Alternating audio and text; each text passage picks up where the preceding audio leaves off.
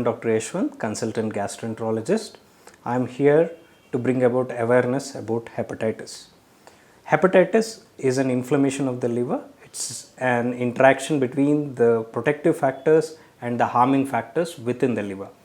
These harming factors can be alcohol, viruses, fat or toxins. Depending on that, we can say the types. The types are alcoholic hepatitis, viral hepatitis, the fatty hepatitis, which is also called NASH or NAFLD, and the toxin associated fatty liver or liver diseases, we can say. And to give an overview, we say this viral hepatitis, we further divide it into those which spreads via fecal-oral route, that is hepatitis A and E. Usually they are self-limiting. Hepatitis E can be dangerous among pregnant females, whereas hepatitis B, C and D spreads via parenteral route, that is either sexual route, IV drug abuse or contaminated needle use or coming in contact with blood or body fluids. Next, alcoholic hepatitis, for those who consume alcohol in excess in quantity or those who are predisposed individual even with a moderate amount of alcohol, they can have alcoholic hepatitis. Next is toxic hepatitis or toxin associated hepatitis, is seen in those who consume poison or who take drugs or some anti-tubercular medications in a predisposed individuals, they can cause hepatitis.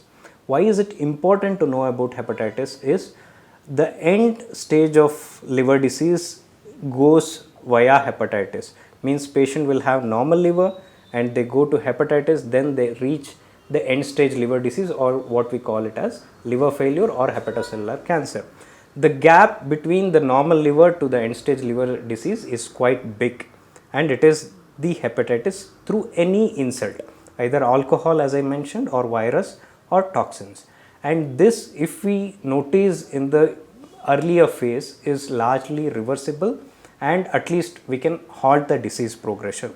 So how are these going to affect us, or how are we going to find this? So what are the signs and symptoms?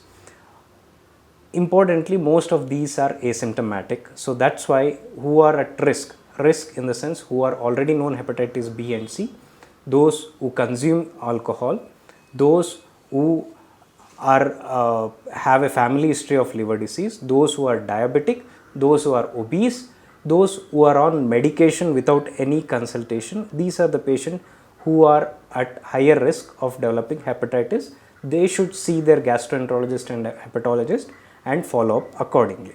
So, and these are the asymptomatic patients. Then those who have symptom can have fatigue, nausea, anorexia, they doesn't feel like eating, they might have jaundice, they might have upper abdominal pain. So these patients should seek medical attention to the nearest physician or gastroenterologist. And how do we diagnose these hepatitis is by clinical examination, blood test, imaging where we can do a simple ultrasound, and rarely we do require a liver biopsy where a small chunk of liver is being taken and examined. And also we have additional imaging technologies like fibroscan and elastography to know the progression of the liver disease in between. And as I said, largely it is preventable because of the advancement in the science. Hepatitis A and E often are self-limiting. Whether we treat or don't treat, they resolve on its own in majority of the cases, which are often claimed by anyone giving this drug or some herbal medicine, it is going to resolve. Even you don't take herbal medicine, you don't take allopathy medicine, it's going to resolve. Whereas hepatitis B and C have very effective antiviral therapy which can be taken and they are quite safe. Next, alcohol, the treatment, as you know, it's abstinence from alcohol, or at least to come to a least moderate dose one can tolerate. So coming to the treatment of these hepatitis, it is important to treat or monitor these hepatitis because largely they are preventable and reversed. The first one, viral hepatitis, hepatitis A and E are often self-limiting, just nutrition is good enough and a lot of people who claim to give a wonder drug or herbal medicine for hepatitis is mostly for these hepatitis A and E. These are self-resolving, without any help they will resolve. Hepatitis B and C, they are now have very good antivirals which are least toxic or with minimal adverse side effects, they can be treated. Then coming to most important, the highest burden of hepatitis which is going to be in currently or in the near future will be the fatty liver or fatty liver associated hepatitis, which we also call NASH.